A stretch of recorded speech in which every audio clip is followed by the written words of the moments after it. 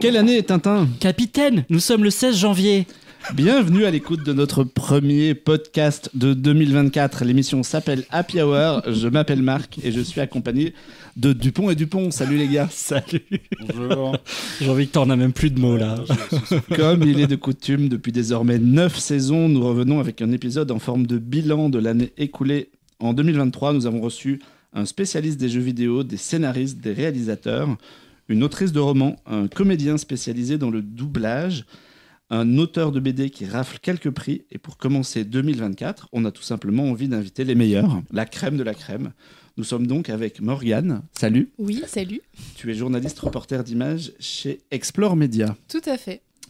Et nous sommes aussi avec Manon. Bonsoir. Bonsoir. Tu es journaliste cinéma chez Combini. Oui. Tous ensemble, on va parler de séries, de films et des jeux vidéo qui nous ont marqués en 2023.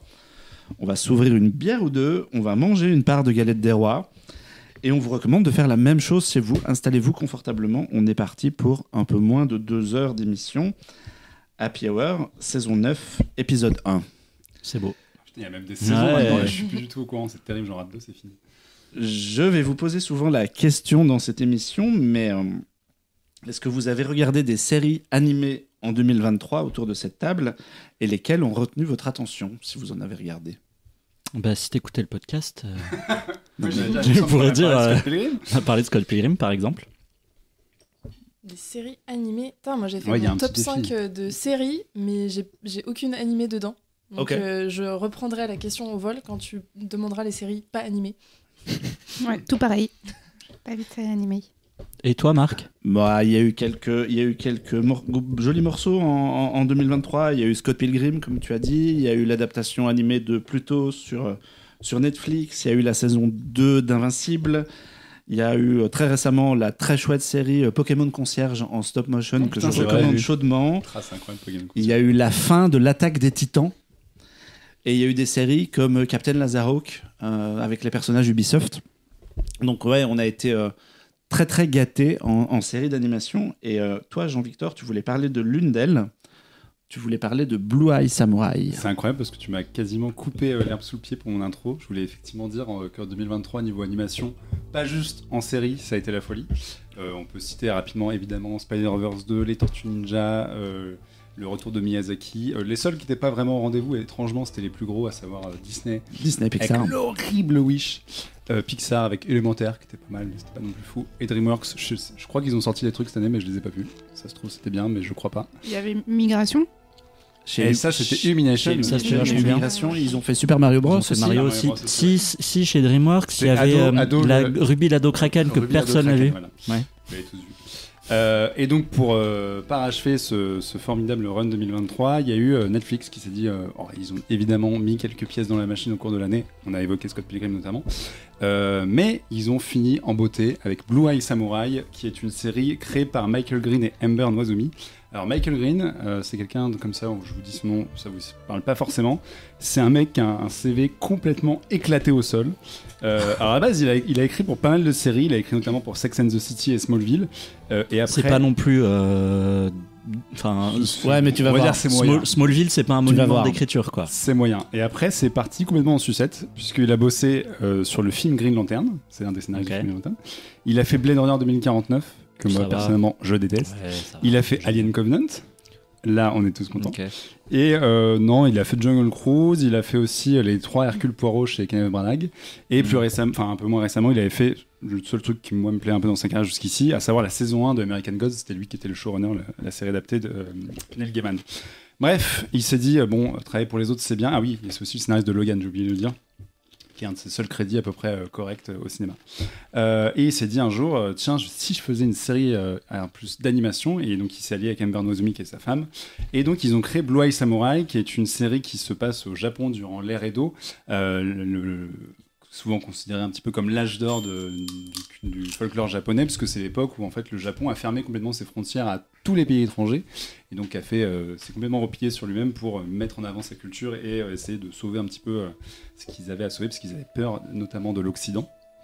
Et donc du coup c'est dans ce contexte que la série se déroule, parce que c'est l'histoire de Mizu, qui est 1, il y a un petit jeu là-dessus, qui est un samouraï qui a les yeux bleus, et pour une bonne raison, en fait, la série va suivre sa vengeance, parce que Mizu cherche 4 étrangers, 4 occidentaux, qui donc seraient au Japon, et qui n'ont rien à y foutre, a priori, vu que les frontières sont fermées, et en fait, il y a, a priori, son père dedans, puisque Mizu est l'enfant bâtard d'un viol, et j'ai un peu cassé le truc, c'est pas vraiment un spoiler, parce que si vous regardez la série, vous allez très très vite comprendre avec son look androgyne et sa voix très féminine qu'en fait Mizu est une femme qui se fait passer pour un homme samouraï, et c'est en fait des gros sujets de la série, puisque au travers de cette quête de vengeance, en réalité, il y a un autre personnage qui est hyper important, qui est une princesse, qui elle est la fille d'un seigneur qui est soumise au shogun, qui est un peu l'empereur japonais. Et sauf qu'elle, elle veut absolument se marier avec un chevalier modeste qui n'a rien de spécial et qui est un monsieur tout le monde qui est juste très très bon à l'épée. Mais évidemment, vu sa carrière politique et les dessins que les hommes lui prêtent, ça ne va pas être possible. Et en fait, ce qui est marrant, c'est qu'en partant du postulat on va suivre un récit de samouraï dans le Japon féodal où on va voir des gens se faire trancher, etc. Il y a ces 2 personnages féminins qui sont mis en parallèle tout du long. C'est sur 8 épisodes pour l'instant. À noter que c'est une première saison, il va y avoir des suites.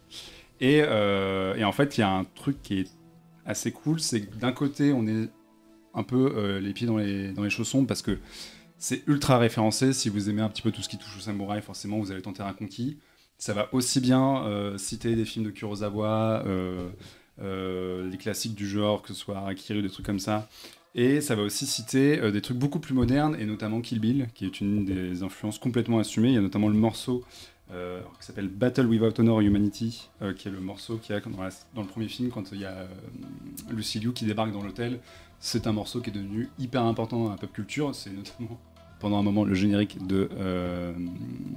comment s'appelle l'émission ? Téléfoot. Voilà, c'est un moment le générique de Téléfoot. Oula.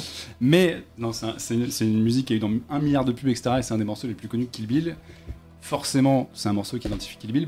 Typiquement, il y a une scène où ils le prennent. Et ils assument la référence plein pot, et en fait c'est une scène d'entraînement, etc.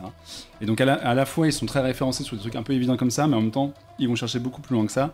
La figure de cette samouraï qui traverse le pays un peu seule, etc., ça fait penser à d'autres trucs, ça fait penser à Lady Snowblood ou à Baby Cart, qui est un manga qui s'appelle à la base Lone Wolf and Cub, mais qui a été adapté au cinéma dans 7 films, ça fait penser à Zatoichi, bref, etc. Mais si vous n'avez pas tous ces refs là, on s'en fout, parce que l'histoire est super bien. Encore une fois, il y a vraiment cette idée de 2 mondes qui se rencontrent, à la fois ce parcours de femmes qui sont toutes les deux, en fait, dont la vie a été complètement écartelée et soumise à cause du patriarcat. Alors il y en a une qui est dans le haut de la société, et l'héroïne, elle est tout en bas de l'échelle, et elle a eu une enfance un peu pourrie, elle a été recueillie par un forgeron aveugle qui lui a tout appris. Et donc en fait elle a un peu forgé sa vengeance elle-même, notamment il y a toute une symbolique sur elle qui forge son sabre, etc. Et ce qui est assez cool, c'est qu'évidemment elle va passer par tout un tas d'épreuves. Elle a beau être super balèze et une épéiste géniale, elle va en prendre plein la gueule. Donc la série, c'est pas du tout quelqu'un qui arrive et qui défonce tout ce qui bouge, c'est un peu plus compliqué que ça. Et il y a encore une fois cette idée de 2 parcours qui se poursuivent, sachant qu'il y a toute une série de personnages qui est assez cool. Notamment elle rencontre très vite un assistant qui est manchot, qui a une petite bouille et tout, qui est un peu rigolo, mais en fait lui il est un peu comme elle, entre guillemets, dans le sens où lui il est handicapé dans la société parce qu'il a pas de main, il est né comme ça, et en fait il va faire ses preuves. Au début elle veut même pas qu'il le suive, et ils vont réussir à se rencontrer, etc. Et il y a tout un truc d'écriture hyper sensible sur ces personnages là qui sont complètement explosés, qui vivent dans une société qui les rejette, qui les écrase, qui les traite comme des gaijin, comme des étrangers, et où ils vont devoir faire leur chemin, etc. et un peu faire voler les codes en éclats. Donc c'est hyper bien écrit. Et en plus, si vous voulez voir des samouraïs qui défoncent tout ce qui bouge, il y a aussi ce qu'il faut. Il y a des très bonnes scènes d'action, et il y a un côté postmoderne qui est hyper assumé. Il y a notamment un moment une reprise de Forum de Beltall de Metallica en japonais sur une grosse scène d'action. Moi j'avoue, à ce moment-là, j'étais très très heureux. Ça m'a fait des petits guillis dans le ventre, c'était hyper classe. Et globalement, c'est hyper intéressant parce que ce mec-là et sa femme, qui a priori n'ont quand même pas un parcours pro-Japon, en fait, ils expliquent qu'ils se sont documentés comme des brutes. Ils sont tombés sur des équipes qui étaient aussi passionnées qu'eux par tout ce qui a trait au samouraï et au cinéma japonais notamment. Et ils ont tout mis dedans. À noter qu'en plus, on a parlé de la réussite de l'animation en France en 2023. La France, on a cité Illumination, Tortue Ninja a été fait en France, et Cocorico Blue Eye Samurai a été animé à Paris, puisque c'est une boîte qui s'appelle Blue Spirit, merci, qui a été en charge de l'animation. Alors, j'ai regardé un peu ce qu'ils avaient fait avant. Ils ont pas un CV monstrueux, ces mecs-là. C'est vraiment leur premier gros projet un peu adulte, un peu colossal, un peu... Ouais, d'un seul coup, les mecs Ouais. se retrouvent quand même en charge d'un gros projet pour Netflix. Sachant que ouais, dans leur CV, j'ai trouvé qu'ils avaient notamment fait la nouvelle version des Merveilleuses Cités d'Or à partir de la saison 2. Et que leur truc le plus connu dans la maison, à la base, c'était Grabouillon, qui est l'adaptation d'une BD. Quelqu'un connaît Grabouillon ici autour de cette table? Ça me dit vaguement quelque Voilà. chose. Mais... Pour donner un peu le niveau. C'est eux deux les fans de BD là. Le niveau de prestige du truc. Donc en fait, c'est un peu une révélation de la part de Michael Green qu'on n'attendait pas sur un truc aussi bien écrit, qui se tient vraiment sur les 8 épisodes. Et il y a un petit truc un peu chiant à la fin, parce que moi j'aime bien quand ça se termine. Évidemment, ça ne se termine pas et a priori il va y avoir 4 saisons et un spin-off, parce qu'en plus la série a super bien marché. Mais bon, pour l'instant c'est bien écrit, ça se tient et c'est super bien animé. C'est de l'animation en 3D, mais qui justement essaie de renouveler avec un style un peu manga. Genre on voit vraiment les traits, c'est un peu du cel shading, ils utilisent des textures un peu comme du dessin. Donc ça fait un peu aussi art japonais, etc. Et c'est hyper beau. Et vraiment les 8 épisodes se matent tout seuls. En plus il y a tout un truc sur le Japon qui est refermé sur lui-même et qui va, mine de rien, se confronter au monde extérieur et à l'Occident, qui est en train de faire des petits complots, etc. Notamment la tradition avec ces gens qui ont des sabres face à des gens qui ont des armes à feu. Spoiler, ça se passe pas bien. Donc en fait, ça raconte plein de trucs. C'est hyper riche, visuellement, c'est vraiment canon. C'est un peu la dernière pierre à l'édifice d'une année complètement explosive sur le milieu de l'animation. Et voilà, c'est sur Netflix, ça fait plaisir. Et c'est ultra gore en plus, t'as oublié de le dire. Ouais, c'est violent. Alors, c'est vénère. Hein. Ouais, c'est très, pour le coup, c'est brandé comme une série adulte, et c'est vrai, vous l'avez dit, c'est gore. Il y a pas mal de sexe, il y a notamment tout un truc sur le milieu de la prostitution qui est évidemment mis en parallèle avec ce monde patriarcal, etc. Et ils y vont pas avec le dos de la cuillère, mais je trouve pas ça voyeur en fait. C'est un truc qui est assez intelligent là-dessus. Autant l'action, oui, bon, il y a des moments où ils ont envie de voir des gens saigner, et ils le font très bien. Autant sur tout ce qui est rapport à l'intimité, etc., je trouve ça plus malin que ça. Il y a notamment un truc sur le pouvoir que les femmes peuvent avoir sur les hommes, etc., vis-à-vis de la sexualité, et c'est fait de façon assez fine, mine de rien.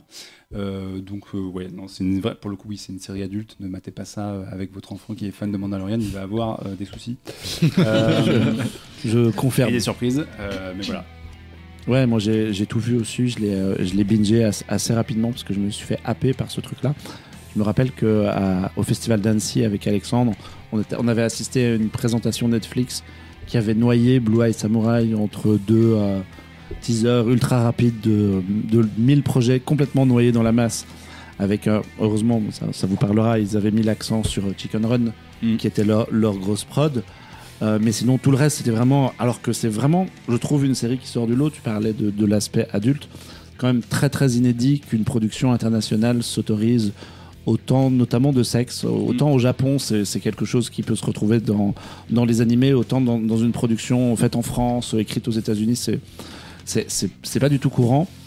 Moi, ce qui m'a surpris, c'est que je trouve ça visuellement magnifique, alors que j'avais des craintes au début de cette 3D en cel shading avec de la plate texture, parce que quand ça marche pas, ça donne le résultat de Wish, le Disney que tu cites tout à l'heure, Qui porte vraiment bien son titre. qui est tout à fait la même technique en fait, les mêmes idées, sauf que quand c'est mal éclairé, mal mis en scène, mal filmé, ça rend dégueulasse. Ouais, puis oui, il y a un vrai décalage entre les. Et quand c'est propre et que c'est bien amené, ça fonctionne. Alors moi, je suis d'accord avec tout ce que tu as dit. Le seul mini reproche que je ferais à la saison 1, c'est que je trouve qu'il y a un côté, on a chargé la mule pour... peut-être qu'à l'époque, ils ne savaient pas s'ils allaient avoir plusieurs saisons. Ils ont mis vraiment beaucoup d'éléments de narratifs qui reviennent régulièrement. Et Notamment, on raconte tout le passé du personnage. Ouais, tout le passé du personnage. Il y a vraiment l'action, il y a un épisode un peu mystique. Il y a vraiment beaucoup de choses qui sont mises dedans. Et je me suis dit, oula, les gars, ils savent qu'ils vont peut-être avoir qu'une seule saison. Donc ils mettent vraiment tout avant de... Ils utilisent vraiment toutes leurs cartouches. Ça m'a un peu refroidi. Et en même temps, quand tu vois comment se termine la saison, tu fais... Ah ouais, non mais en fait, vous avez encore 1000 idées dans la tête pour la prochaine. Donc ouais, ça devrait tenir la route. Ouais, c'est vraiment une très très bonne série. Voilà. J'ai vu qu'un seul épisode. Donc, pour l'instant, c'était bien. Ouais, c'était bien. Mais voilà, comme disait Marc, moi j'ai du mal avec le cel shading. Je trouve ça moche. C'est aussi pour ça que j'étais pas à voir Wish, parce que ça m'attirait pas plus que ça visuellement. Et en fait, là, j'étais assez étonné du parti pris, surtout gore en fait. Et tu vas voir, ça va crescendo. le corps, en fait, le parce premier que épisode, t'as rien. le premier épisode, il est assez sage par rapport à ce qui t'attend. Ils prennent vraiment le temps de monter en puissance petit à petit. Et plus on monte, plus ça devient vénère niveau action. Tout à fait. Donc ouais, c'est 8 épisodes, c'est ça hein Ouais. 8 épisodes, première saison pour l'instant. Évidemment, la deuxième sortira quand elle sera prête, Je pense donc qu'il dans 1000 ans. Bah là, je pense que Blue Spirit a une Il y petite en a pour pression 2 sous ans, les ouais. épaules Je pense pour... que Netflix leur a tapé en mode c'était pas mal, les gars, bravo. Elle est où la suite? Je vous ai demandé quelle était votre série animée préférée. Mais c'était quoi votre film préféré de 2023 ? Tout moyen confondu. Live, animé. Je pense que je vais pas être originale, mais Anatomie d'une chute, il m'a vraiment pété le cerveau. J'ai beaucoup aimé. Moi, je pense qu'en numéro 1, c'est After Sun de Charlotte Wells, qui est un film que j'avais découvert à Cannes, pas cette année, l'année d'avant. Et je l'ai vu 3 fois, et 3 fois, ça me procure des émotions, je crois, comme rarement j'ai eu au cinéma, quoi. C'est niché dans des trucs vraiment tout petits détails, et tu t'attends pas à être aussi touché. Mais ouais, moi, c'est vraiment le film qui me reste le plus en tête. Ouais, c'était mon numéro 2. Et, Ouais, moi, c'est Anatomie d'une chute, mon numéro 2. Ah, mais dis donc, incroyable. Il y a une amitié qui est en train de naître. Ouais, c'est bon. Je reviens plus tard. Moi, j'en ai parlé en long, en large, en travers ici. C'était Marcel le coquillage et ses chaussures. Mais ça, j'ai vu. Non, mais ça, t'as câblé. Hein. Mais toi, t'es trop jeune. On en Mais t'as reparle dans pas de 10 cœur, ans. surtout, c'est tellement beau. Ah, C'est chiant, quoi. Non. C'est une petite succession de vidéos YouTube. On en reparle dans 10 ans quand t'auras mûri. Hein. quand tu le montreras à ton fils. Ouais, c'est ça. Et toi, Alex? Moi, c'était The Fabelmans de Spielberg qui m'a fait chialer jusqu'à la fin. Et quand même, je tiens à préciser, parce que vraiment, je trouve qu'on ne parle pas assez de ce film. Je veux faire un shout-out à Migration, Ouais, Que je voulais en parler après. que j'ai adoré, que j'ai trouvé, qui m'a fait pleurer de rire du début à la fin, et qui à la fin m'a fait chialer. Donc vraiment, j'ai trouvé ça C'est génialissime. pour ça qu'il serait temps de grandir. Les Exactement. Mais on peut aussi dire que tu es un jeune garçon, que donc tout ce qui est le rapport à Je la suis un jeune paternité, parent, et du coup, j'ai ah. aussi chialé devant Spider-Verse. Voilà, ok. qui est mon numéro 1, je pense, de l'année. Effectivement, Anatomie d'une chute était pas très loin, mais ouais, moi j'ai mis, Mais toi, j'ai mis hors, Across the Spider-Verse en Hors premier. dessin animé, parce qu'il faut grandir, Marc, les dessins animés, c'est bon. Ah, j'en sais. Je me suis pas vraiment. En fait, Tu peux pas comme, poser la question. comme je me suis focalisé sur Ouais. je vais faire un top 5 full animation que j'ai mis en ligne sur le site. Je me suis pas trop posé la question. Non, je sais pas. Transformers. Il y a eu un transfert. Ah, putain. Ah oui, putain, la vache. Bah oui, La vache, il y a eu Rise un of the Transformers. Beast. Marc adore les robots. Tu l'as vu Ouais. Ouais. Le nom. Ça, tu l'as vu Ouais, à la fin, ils utilisent un crossover avec J. Jobs qu'ils ont vraiment plus Ouais. d'idées. Voilà. Ah oui, t'as quand même pris le temps d'aller voir. Ok. Bref, je regrette un peu. Mais Donc tout ça pour introduire une petite partie cinéma dans cette émission parce que tout est bien fait. Ah, c'est lié. Et pour passer la parole à Morgane parce que tu voulais nous parler de l'innocence. Changement d'ambiance. Oui, tout total. à fait. Ouais. Oui, je t'ai entendu parler de Kurosawa, je me suis dit, ah ok, super. Donc oui, moi je voulais vous parler de L'Innocence, le dernier Koreeda, qui est encore en salle, hein, d'ailleurs, je tiens à le préciser pour ceux Tout à qui fait. ne l'ont pas encore vu autour de cette table. Donc L'Innocence, ça parle d'une veuve qui voit son ado de fils commencer à adopter un comportement de plus en plus étrange, jusqu'au jour où elle comprend qu'en fait il se fait harceler par son prof. Donc là, elle décide de tout casser, elle va à l'école taper un scandale, sauf que bon, bah, on est au Japon et que face à elle, elle a des gens très polis qui répètent en boucle pardon, on fera mieux la prochaine fois. Promis. Sauf que, et c'est là toute la beauté du film et la force du film, selon moi, ceux qui ont vu le film, je pense, voient Oui. où je viens. C'est compliqué d'en parler. Hein. Ouais, Oui. c'est super dur. à Oui. résumer. D'ailleurs, je vais essayer de pas spoiler du tout. J'ai pris le parti de pas spoiler du Ok. tout, ce qui est très dur, ce qui est très difficile. Donc oui, en fait, le film est découpé en 3 parties qui illustrent 3 points de vue différents. Donc un avec le point de vue de la mère, un avec le prof et l'autre point de vue de l'enfant. Et donc chacune raconte une version d'une même histoire, un peu à la Rashomon de Kurosawa. Voilà, pour ceux qui l'ont vu. La boucle est bouclée. On a des refs ici.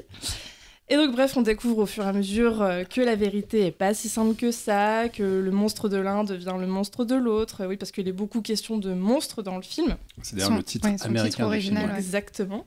C'est ce que j'allais dire, merci. Qui était mieux que l'innocent. je Oui, trouve. tout à fait. Et beaucoup plus à propos. Ouais. Et donc avec cette idée qu'on est tous les monstres de quelqu'un et avec l'importance des points de vue sur une même histoire. Donc moi j'aime beaucoup ce genre de film à points de vue multiples où finalement rien n'est figé, tout joue sur l'empathie, sur l'humanité qu'on apporte au personnage. Puis en plus, voilà, c'est sobre, c'est subtil, la mise en scène est incroyable, c'est Koreeda, quoi. Voilà. Qu'est-ce que vous en avez pensé ? T'as kiffé le Japon cette année, donc t'étais en Oui, replongée mais au Japon. exactement, c'est ce que je me suis dit. Alors en fait, je l'ai vu une première fois à Cannes, ce film, donc en mai dernier, et je l'ai revu il y a une semaine pour me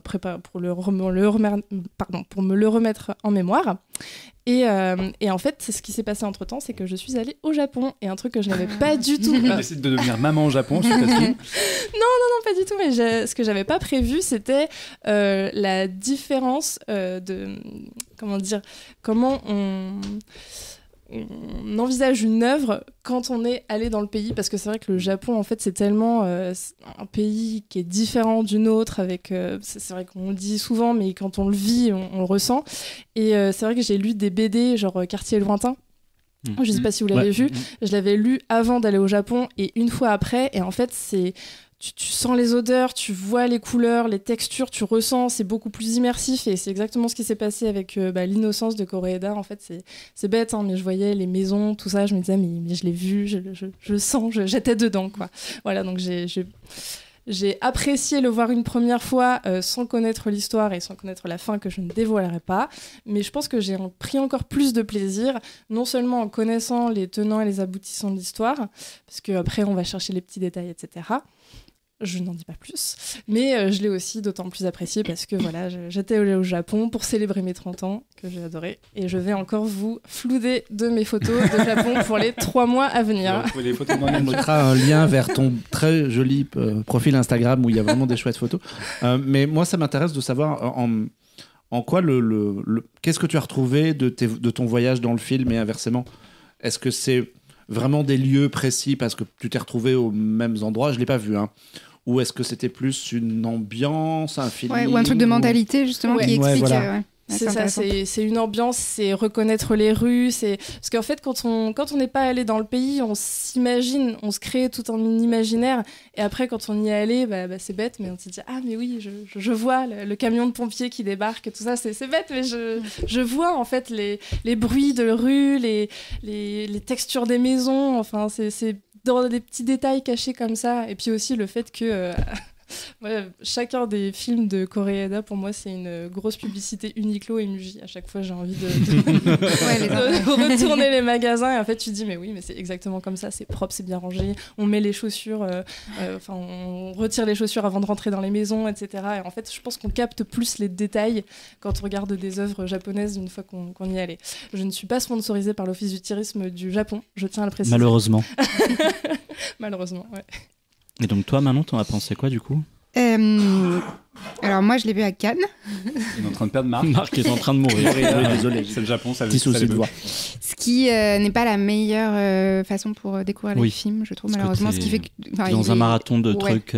Et les films, même que tu as aimé, ce qui est le cas de ce film-là, il reste pas dans ton esprit. Enfin, il y a vraiment un truc, puis t'as moins de patience et tout. Mais moi, ce que je me souviens de ce film, c'est comment je trouve que ce truc des 3 points de vue, c'est hyper casse-gueule, ça peut être hyper scolaire, hyper programmatique et tout. Et là, j'ai trouvé ça hyper bien vu parce que, il est bien fait et hyper bien écrit parce que chaque nouvelle petite histoire dans l'histoire avec un point de vue différent apporte vraiment une nouvelle lumière intéressante à l'histoire. Et ça, moi, du point de vue du scénario, j'ai trouvé ça vraiment hyper fort. Et puis, ouais, plein de thématiques sur l'ambiance, l'enfance, l'amitié, tout ça qui étaient très joli. Et puis ce truc de scénario, ce qui est intéressant, c'est que c'est pas juste une douille où d'un seul coup ton intérêt de spectateur est renouvelé tous les tiers de film, c'est que c'est vraiment, ça alimente ce que raconte le film. Exactement, et ça apporte des sur le point de vue société. Et en plus, je pense que c'est aussi ce que tu as vécu en allant au Japon, c'est qu'effectivement le peuple japonais est un des peuples les plus en apparence gentils et un peu coincés entre guillemets, genre le non n'existe pas dans leur langage, ils peuvent pas dire non. Et c'est vraiment un des moteurs du film, c'est que quand cette mère au début débarque pour défoncer, ce qui déjà se fait pas dans la culture japonaise, tu restes cordial, mais elle se prend un mur et justement eux ils ont carrément un programme pour avoir des réponses préconçues, ce qui évidemment lui fait péter un câble comme tout le monde. Et il y a tout un truc là-dessus et justement les différents points de vue permettent un peu de détricoter ça aussi. Et effectivement le film te retourne le cerveau à plusieurs reprises avec ça et alimente son propos, donc c'est très malin. Après, pardon, vas-y. Non, juste le film a eu la Queer Palm aussi à Cannes cette année. Ah ouais, c'était un choix, mais... Non, ça se défend. Ouais. Et il y a un... Moi, il y a un petit truc, je l'ai vu hier. Il y a un petit truc, c'est que je trouve le film bien écrit et je le trouve bien globalement. Mais toi qui l'as vu 2 fois, est-ce que les 3 parties se tiennent complètement? Parce qu'il y a toujours un truc, je trouve, avec ces films-là, c'est que là, il évite l'écueil de te refaire constamment les mêmes scènes 3 fois avec un point de vue différent, et justement, il te montre d'autres choses, le point de vue de chaque personnage, donc, qui a été vivre sa vie un peu à part. Et il y a quand même un truc de rétention d'informations, où tu te dis, oui, la première partie, il s'est passé ça et j'en ai pensé ça, mais en fait, j'avais pas du tout ce truc-là. Il y a des moments, je me disais, si tu mets le film à plat de façon ultra linéaire, il y a des moments, je me demande si ça marche vraiment. S'il n'y a pas des petits trucs où il tire un peu sur la corde en disant, bon, ça pourrait pas se faire, mais j'en ai besoin. C'est au niveau temporel où c'est pas totalement exact. Ouais, c'est ça, c'est un peu bizarre. De mon point de vue. Et il y a un truc qui m'a manqué aussi, c'est quand ils ont ouvert la fenêtre de l'histoire de la directrice et qu'ils l'ont pas totalement refermée. Je sais, c'est ouvert, mais bon, ça c'est un détail. Si jamais vous voyez le film. Je me suis dit, ils vont peut-être l'incruster quelque part. Et d'ailleurs, j'ai eu un faux souvenir. Je pensais, en le revoyant, qu'on voyait la scène avec la directrice. Comme le Japon, voilà. tu l'as fantastique. Ouais. Mais est-ce que du coup, parce que la façon dont vous en parlez, j'ai l'impression qu'il y a peut-être un twist ou un truc comme ça. Est-ce que le fait de le revoir connaissant tout le film, est-ce que te fait avoir une nouvelle vision de certaines scènes? Ouais, totalement. C'est-à-dire que tu prêtes beaucoup plus attention aux détails. Et en fait, dès le début du film, il se passe quelque chose. Le petit garçon saute de la voiture en marche. Et en fait, tu comprends pourquoi. La première fois, tu comprends pas forcément. Et la seconde fois, tu dis « Ah oui, d'accord, ok. J'avais pas capté du tout. Okay. » Et tout au long du film, c'est pareil.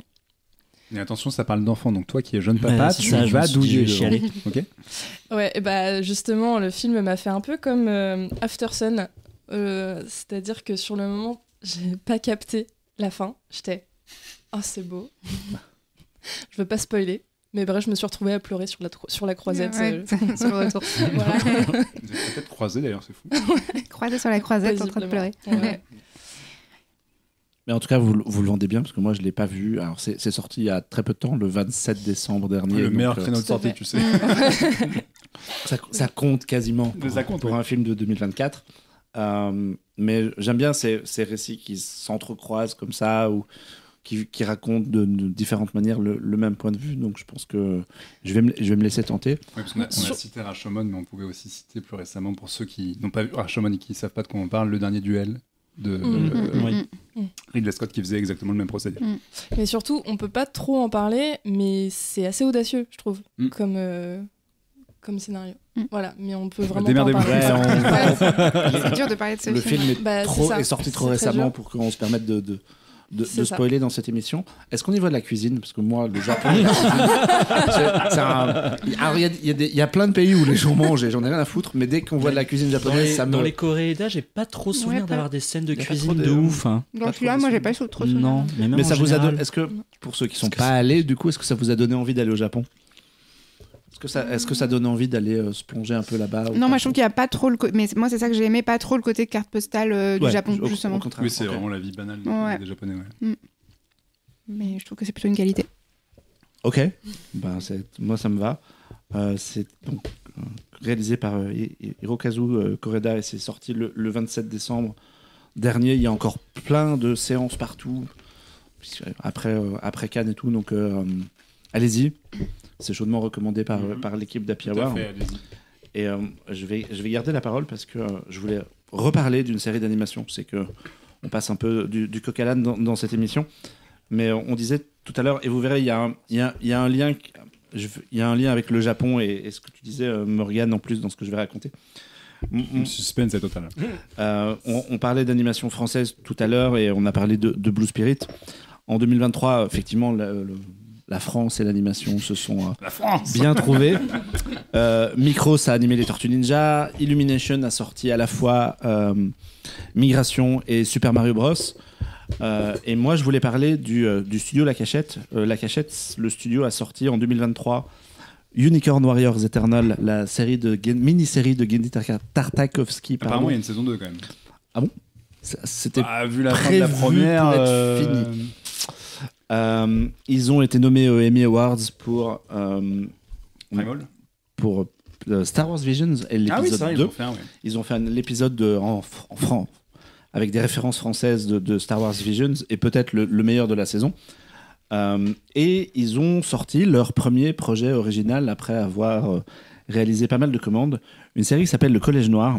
Et en fait, ce qui m'a donné envie d'en parler aujourd'hui, c'est que chaque fois qu'on fait un happy hour en forme de bilan, je cherche toujours un peu un espèce de sujet somme qui regroupe un peu mes différents kinks de l'année et les différentes choses que les que j'ai robots, appréciées. les ninjas et les dinosaures. Et en fait, pourquoi le Collège Et la Noir? bouffe. Parce que la bouffe aussi. Déjà parce qu'on avait reçu Ulysse Malassagne à ce micro ici même fin 2022 pour à l'époque Primal, et il était en fait en pleine production du collège à ce moment-là. J'avais échangé avec Julien Cheng, cofondateur du studio, à propos de Star Wars Visions dans l'année. Je les ai recroisés à la Japan Expo parce qu'ils étaient venus faire une présentation de la série. Et en fait, je me rends compte que dans mon année très marquée par l'animation, la cachette a toujours été quelque part dans un petit coin. Et donc, je me suis dit que c'était le bon sujet un peu global pour cette émission. Le Collège Noir, pour ceux qui ne savent pas, à l'origine, c'était une BD donc, signée par Ulysse, donc, que je viens de citer, qui paraissait dans le magazine Géo Ado, où, comme à la manière de Picsou Magazine ou de Spirou, quelques pages par numéro, une BD, ça se suit. Et c'est devenu 3 tomes ensuite reliés. Et en fait, c'est basé sur les souvenirs, très vaguement basé sur les souvenirs d'enfance de l'auteur qui est né dans le Cantal. Et on va suivre 5 gamins qui sont en internat dans un collège qui est fermé pour les vacances. Ils sont 5-6. Ils sont gardés par une jeune fille qui est un peu plus âgée qu'eux. Et ils ont une certaine liberté de mouvement. Et dans la BD, ils vont se confronter à du surnaturel, des sorcières, du folklore local, des choses comme ça. C'est un mélange entre Winter Break et Harry Potter. Alors, j'ai pas vu Winter Break, C'est dommage, donc je c'est te fais vachement bien. complètement confiance. Mais ce qui m'a intéressé aussi, c'est que la BD raconte une histoire, ou 3 histoires, puisqu'il y a 3 tomes. Et en fait, ils ont pris le parti pris de ne pas adapter la BD réellement pour la série d'animation, mais de faire comme Scott Pilgrim, qu'on a évoqué dans le numéro précédent, à savoir, on se dit que les lecteurs, ils connaissent déjà l'histoire. Est-ce que ça va les intéresser de redécouvrir la même chose transposée à l'écran? Là, ils avaient la possibilité de faire autre chose. Déjà parce que tu racontes pas de la même manière une histoire en 3 pages dans un mensuel qu'en 15 minutes à l'écran. Et donc, il y avait cette possibilité d'étendre l'univers. Et en fait, ce que fait Ulysse, c'est qu'il reprend des éléments de la BD et il fait quelque chose, les décors, il reprend les personnages, mais il fait quelque chose de vraiment différent dans l'histoire. Moi, je trouve que c'est même plus intéressant, c'est plus réussi que l'histoire d'origine. Et il en fait 6 fois 15 minutes. Donc, de quoi ça parle? En fait, la série d'animation, donc c'est lui-même et ses camarades de classe qui se mettent à enquêter sur la disparition de l'un d'eux. En fait, il y a un garçon dans la région qui a disparu. Il y a des appels à l'aide, il y a des affiches partout. Et dans la BD, c'était très légèrement évoqué dans un coin et puis c'était mis de côté. Et là, il plonge là-dedans et en fait, on va découvrir tout un monde fantastique basé sur du folklore régional, des sorcières, des monstres, des loups. Et c'est intéressant de voir ça parce que, et c'est là que la connexion se fait avec le Japon, c'est que la Toei, qui est une célèbre studio d'animation japonais, a mis de l'argent dans la série parce que eux, ils y voient un parallèle avec le Japon et ça a été pensé de la même manière. C'est-à-dire que quand tu regardes une série d'animation japonaise ou un film japonais et que tu vas au Japon, c'est la même chose. Tu te retrouves plongé dans le décor, tu es à Shibuya, ça te fait penser à tel film et tu es complètement dans, je sais pas moi, Nicky Larson parce que tu te retrouves dans ce grand carrefour japonais où tout le monde traverse dans tous les sens. Tu fais, c'est exactement la même chose. Et ils ont amené ça dans le Collège Noir pour en faire une série. Alors ça va vous faire rire parce que ça se passe dans le Cantal.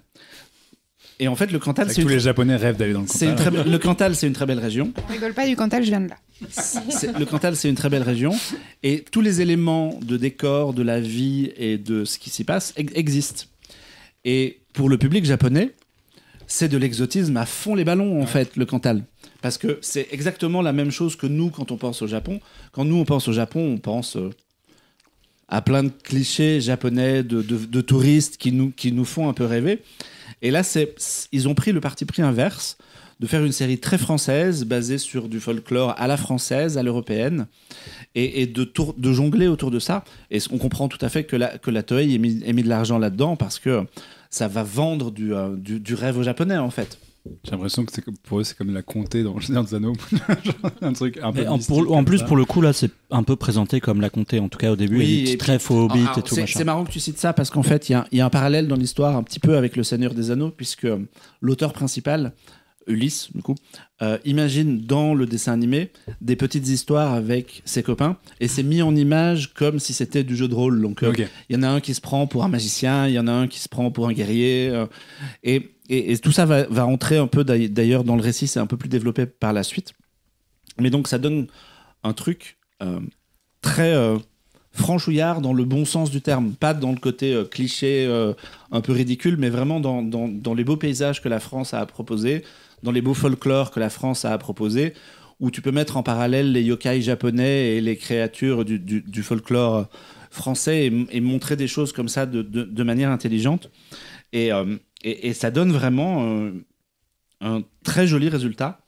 Alors évidemment, c'est animé par La Cachette, donc graphiquement, c'est un petit peu différent que ce qui a été fait précédemment, notamment parce que les personnages sont, comme on dit au Japon, toujours chibi, donc petits, avec des petites proportions. Ils ont l'air d'être rapetissés, avec des traits simples, mais les décors sont très soignés, l'animation est très chouette. Je pense qu'il y a moins de budget aussi par rapport à Star Wars Visions. Oui, mais il y a aussi une volonté. Enfin, c'était aussi un des choix graphiques, et c'était aussi la BD ressemblait à ça, et il y avait une volonté que ça ressemble quelque part à une espèce de production française d'inspiration japonaise, tu vois. Ça reprend un peu des éléments de là-bas.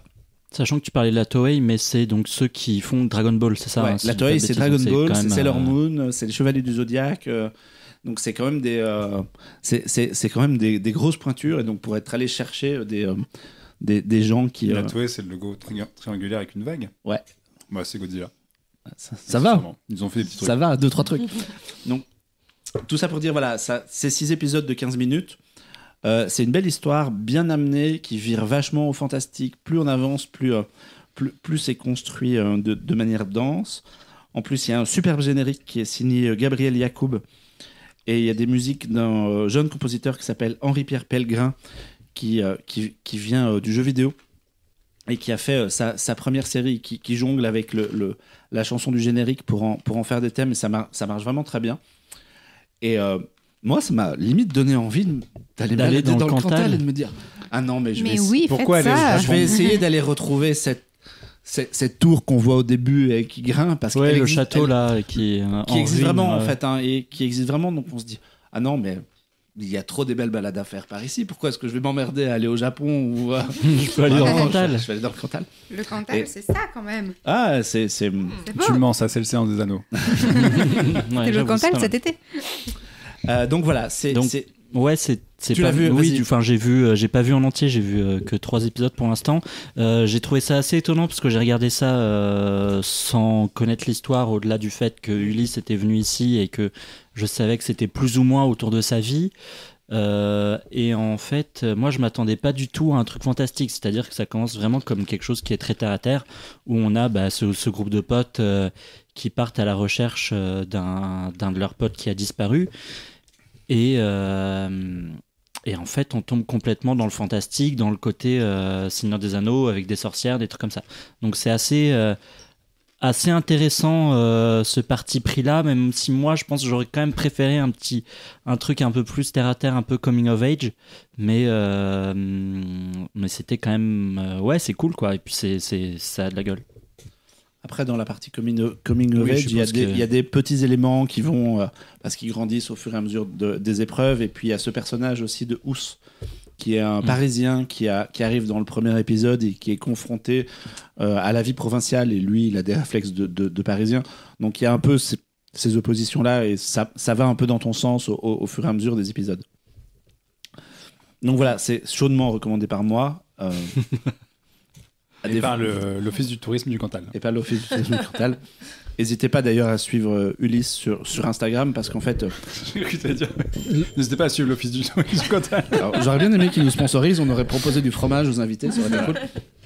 C'est dispo sur. C'est dispo sur Crunch. ADN.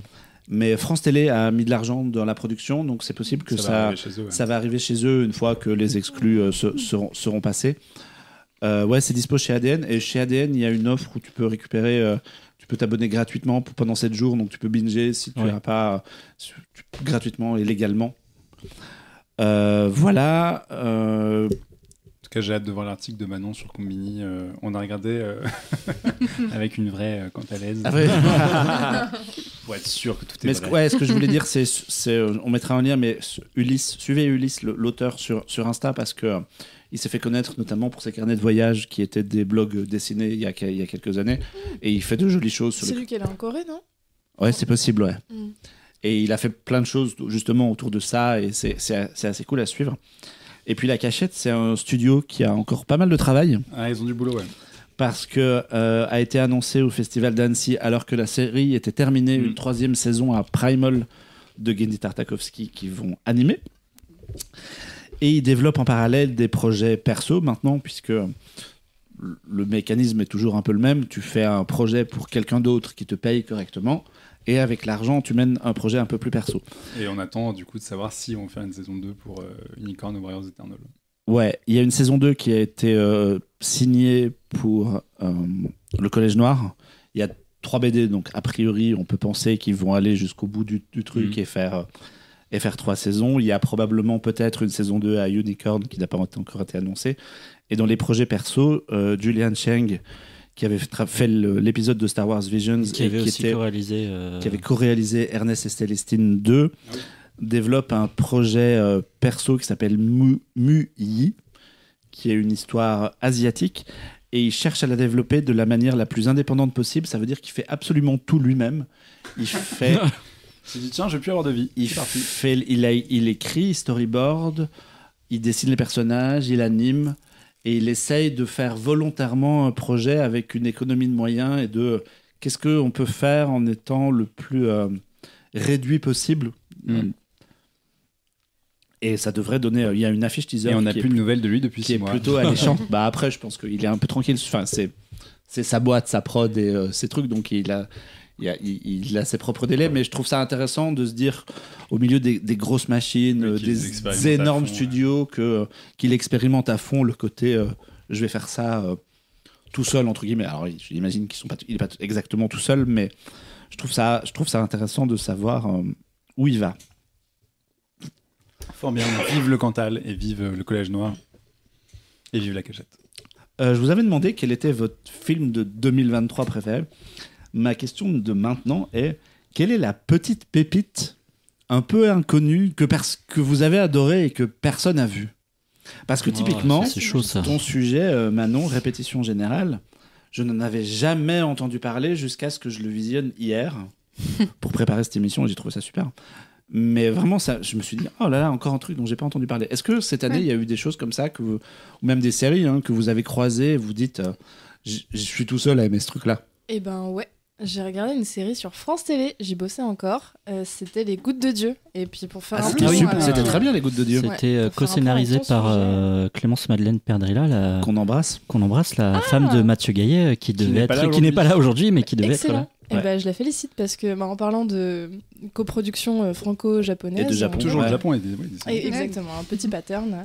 Non, j'ai beaucoup aimé. On reste toujours dans la sobriété, l'élégance et déjà le sujet. Ça m'a trop donné envie perso de faire des stages d'œnologie. De boire du vin. Et de partir au Japon. non, mais voilà, petite pépite que j'encourage à regarder. Ouais, c'était très sympa. Toi, Alex? Franchement, je suis en train de réfléchir, j'ai pas de... Un petit film indé qui s'appelle Migration, peut-être? Bah ouais, non, parce qu'en fait... Non, parce qu'en Migration, tout le monde l'a vu. Le problème, c'est que moi, j'en parle ici, des trucs stylés. Ouais. Donc c'est un peu... Moi, j'en ai un, alors je vous ai fait chier avec, je pense qu'on est 3 à l'avoir vu sur Terre, ça s'appelle Hundreds of Beavers.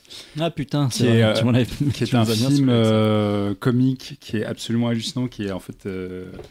un parcours en festival hyper compliqué. En gros, il est passé au Fantastic Fest l'an dernier, puis plus rien pendant 1 an. Et le programmateur de Midnight Madness à Toronto l'a passé parce qu'il a des projections toutes les semaines le vendredi. Et en fait, sa projection du vendredi, la veille de Toronto, c'était Hundreds of Beavers. Donc les gens ont pété un câble là-bas. Et depuis, le film est passé à Sitges où il a tout pété. Bref, c'est un survival en noir et blanc, muet. Sur quelqu'un qui du coup se retrouve au fin fond de la forêt et essaie de survivre contre des castors. Et quand je dis des castors, c'est des mecs qui sont déguisés en mascotte de castors.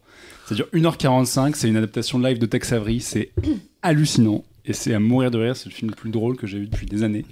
Voilà, donc on espère que ça sortira quelque part parce que c'est absolument incroyable. J'allais dire, pour le moment, c'est juste un film de festival. Et honnêtement, ça s'est vu que dans 3 festivals. C'est impossible que ça sorte ailleurs qu'en festival. C'est expérimental à balle, mais c'est à mourir. C'est en noir et blanc, c'est muet et tout, c'est... Et c'est un mec qui court contre des gens déguisés en animaux géants, si tu veux, donc avec des grosses têtes de mascotte. Ça n'a aucun sens et pourtant c'est fou. Ouais, donc retenez ce nom. Bah moi j'en ai un peu dans... Alors je voulais dire, vu que moi le film dont je parlais c'est un peu ce genre-là, j'ai pensé à un autre, c'est Atlantic Bar, qui est un docu qui est incroyable, mais il est pas inconnu, il y a quand même des gens qui l'ont vu, mais là ça me fait penser à un autre truc, ce que tu racontes. Un film que j'ai vu mais complètement absurde, qui est pas sorti en salle non plus, qui a dû faire quelques festivals, mais moi je l'ai vu sur Canal. Ça s'appelle Stéphane de Lucas Pastor et Timothée Hochet, qui sont des mecs plutôt connus sur YouTube et tout. Mais c'est complètement absurde, c'est complètement what the fuck. C'est un apprenti réalisateur qui veut tourner son court-métrage et il lui arrive plein de merde. Et il va rencontrer un mec, mais complètement improbable, qui va lui faire croire qu'il a le bon matos, le bon truc, et de fil en aiguille, il va se faire inviter chez lui dans une baraque pas possible, il faut qu'ils y aillent en bateau, en barque et tout. Et il va lui arriver plein d'aventures, et ça finit un peu en survival aussi. Et c'est vraiment, enfin moi, c'est vraiment le genre d'humour absurde que j'aime bien. En même temps, c'est très, très, très badant, parce que ce mec est extrêmement badant, et c'est super. Stéphane, ça s'appelle. Si vous voulez bader dans la bonne c'est humeur. dispo sur MyCanal, du coup. Ouais, je l'ai vu sur MyCanal, ouais. Et toi, Marc? J'en ai. Ah si, Le mec qui prépare des questions et pas les réponses, quoi. si moi j'avais pensé à Bottoms. Oui, film oui, sur j'avais Prime pensé à Video. ça aussi. Alors bon, Ouais. Bottoms, Hyper il a un petit bouche à oreille, donc peut-être c'est pas vraiment une pépite que personne n'a vue, mais que j'ai découvert récemment. Et en plus, Bottoms me fait faire une transition, puisque dans Bottoms, il y a Ayo Edebiri qui joue la sous-chef de Bear et qui est dans Répétition Générale. Absolument. En fait, je suis en train d'écrire un article en ce moment sur cette team de meufs donc il y a Ayo Edebiri, il y a une Rachel Zenott qui est aussi dans Bottoms, et une fille qui s'appelle Molly Gordon, qui est donc la co-réalisatrice et scénariste de Répétition Générale, dont j'avais envie de parler. Et c'est des filles qui ont même pas 30 ans et qui sont que dans les trucs trop cool aux États-Unis en ce moment. Toutes les bonnes comédies, elles sont soit à l'affiche, soit elles ont scénarisé le truc. Enfin, elles sont vraiment, c'est un peu le renouveau, je pense, de la comédie américaine, et elles sont hyper intéressantes et je les aime beaucoup. Et donc Molly Gordon, qui jouait donc Claire dans The Bear, sauf qu'en fait elles sont toutes copines, donc du coup elles sont un peu dans les projets des unes des autres et tout, a donc co-réalisé et co-écrit Répétition Générale. C'est à la base elle avait fait un court-métrage sur ce sujet-là. Et en fait, ça parle donc en anglais, le titre est mieux, c'est Theater Camp, parce que c'est sur une colonie de vacances à thème théâtre, comme il y en a pas mal, je crois, aux États-Unis, qui est un peu faite de bric et de broc. Ils n'ont pas de thunes, etc. Et en fait, la directrice de cette colo, qui est très impliquée dans ce truc, qui a très envie de le faire vivre, fait un AVC au début du film, parce qu'elle va voir un spectacle de gamins pour trouver les futurs talents, et en fait il y a trop de lumière, trop de trucs et tout, bref. Voilà, elle fait un AVC. Et c'est son fils, un espèce de geek auto-entrepreneur, bullshit et tout, qui reprend les rênes du truc. Et il y a donc les professeurs qui sont là chaque année, qui viennent donc donner leurs cours de chant, danse, écriture, etc.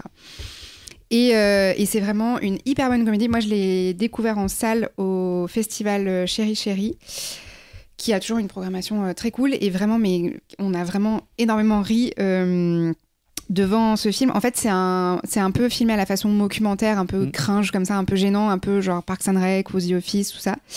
Moi, c'est vraiment un genre que j'adore. En plus, ça mélange du High School Musical, du Glee, du Wet Hot American Summer. Enfin, voilà, ça mélange plein de genres comme ça. Ça se moque très très gentiment des theater kids, les gens qui sont, les gamins qui sont à fond là-dedans. Je pense que c'est un truc. Les gamins qui sont très énervants. Ouais, et je pense que c'est un truc un peu plus américain, quoi, un peu plus cette culture des musicals et tout, mais ça se moque avec genre tellement de bienveillance, et c'est vraiment très drôle. drôle. Ça peut être un peu dans la lignée des Bottoms et compagnie, parce que du coup, il y a aussi donc Ayo Edebiri qui a un rôle dedans de prof un peu complètement touriste, qui en fait n'est pas du tout experte en sa matière et qui enseigne plus ou moins n'importe quoi. Et en fait, ce qui est hyper mignon, c'est donc la réalisatrice Molly Gordon, c'est l'histoire vraie, en fait, c'est un peu son histoire à elle, parce que dans le film, il y a également Ben Platt au casting, et en fait, ils se sont connus tous les deux dans ce genre de colonie quand ils étaient petits, et voilà, et c'est un peu leur histoire à eux, donc c'est trop mignon parce qu'il est aussi au casting et il raconte ça à l'écran. Je crois que ça a été tourné très rapidement, genre en 19 jours, il y a beaucoup d'impro.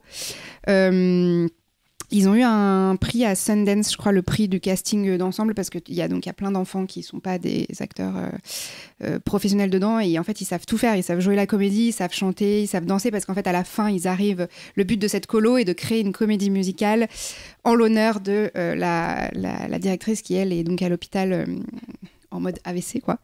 Et à la fin, donc, ils performent leur comédie musicale, mais qui est complètement border. Enfin, c'est vraiment... Mais c'est hyper drôle. Et donc, les gamins dans le film savent absolument tout faire. Et voilà, c'est un film qui est hyper queer, qui est hyper camp, qui est hyper absurde, mais qui est vraiment très drôle. Et c'est... Aux États-Unis, je pense qu'il est sorti en salle. Je sais pas. Là, ça a été... Disney+, ouais. Chez nous. Aux États-Unis, il y a eu un petit buzz, enfin des bonnes critiques quand même globalement. En France, c'est vraiment passé inaperçu et c'est dommage parce que alors, tous les gens qui l'ont vu, ils ont vraiment adoré ce film, quoi. Je vois pas comment on peut ne pas l'aimer. Enfin, c'est tellement drôle et tellement spontané et naturel. Sans la moindre promotion de la part de Disney+. Ils ont planqué ça, un peu comme Bottoms. Ouais, c'est très curieux, mais pourtant ça mérite genre tous les visionnages du monde. Toi, tu l'as vu qui l'a vu à toi? Mais du coup, à part la fin, parce que j'ai vu justement dans le casting qu'il y avait Ben Platt, tu disais, à part la fin, c'est pas une comédie musicale.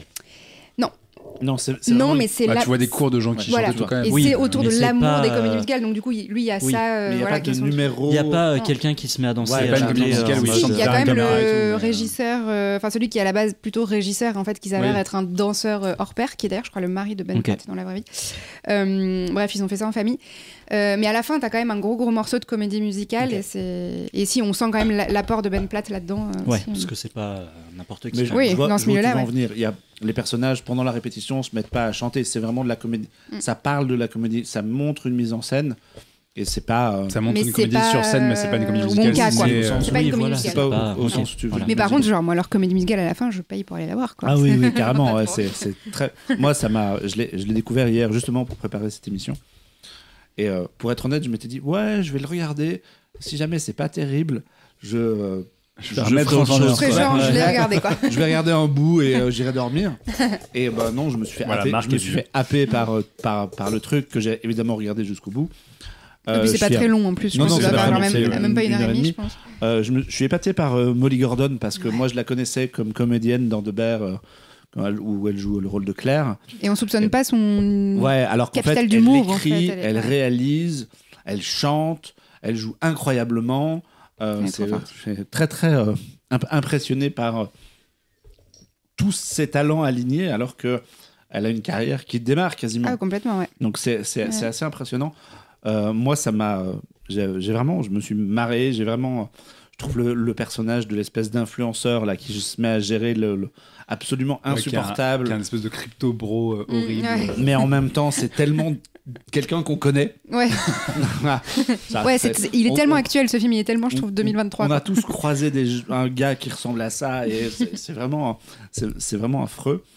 Je me suis vraiment laissé prendre. En plus, moi, je suis pas un dingue de comédie musicale, c'est pas vraiment. Moi non plus, pas du tout. On peut même dire que t'aimes plutôt pas trop. Hein. Ouais, je suis assez difficile. Ouais, pareil, un bouffe dans ce film. Alors là, évidemment, moi, comme j'y connais rien en comédie musicale, je pense qu'il y a des robots géants. Il y a 1000 rêves qui me sont passés au-dessus de la tête, parce que. Oui, c'est ça que je voulais dire, c'est que c'est un humour très américain, très référencé, et je pense qu'on loupe la moitié des trucs, mais c'est pas grave, tout le reste, c'est très drôle. Ils font référence à plein de comédies musicales existantes que moi, j'ai jamais entendu de ma vie. Pour les gens qui vont souvent à Broadway, c'est mieux. Voilà. Plutôt dans ce genre-là. Mais ouais, typiquement, il y a un moment où il chante une chanson de Wicked, par exemple, qui est une énorme comédie musicale. Ah, je l'avais qui sort au cinéma bientôt avec Ariana Grande d'ailleurs. Donc en France, c'est pas connu, quoi. Je trouve ça hyper sympa. En plus, la manière dont c'est écrit, je trouve évite un peu certains clichés et certaines facilités dans lesquelles elle aurait pu tomber. Et c'est plutôt malin jusqu'à la dernière minute, même si il y a des trucs, on frôle parfois la facilité, mais c'est toujours un peu... le scénario passe entre les mailles du filet. Donc je trouve ça plutôt malin. Puis ouais, Molly Gordon, vraiment... Ouais. Complètement bluffé. Et puis les gamins, ils ont trouvé des gamins qui sont complètement dingues, qui arrivent à faire des trucs de malade. Je me suis dit, mais. Alors ça m'a rappelé, c'est un petit dossier. Attention, il sort son album photo. Je pourrais presque, mais autour de cette table, quelqu'un a fait une colo dont le clou du spectacle était un spectacle. Est-ce que tu veux nous en parler, Alexandre? C'était pas tout à fait un spectacle. C'était pas une comédie musicale. C'est que j'ai fait une colo cinéma. Où à la fin je devais faire un court-métrage.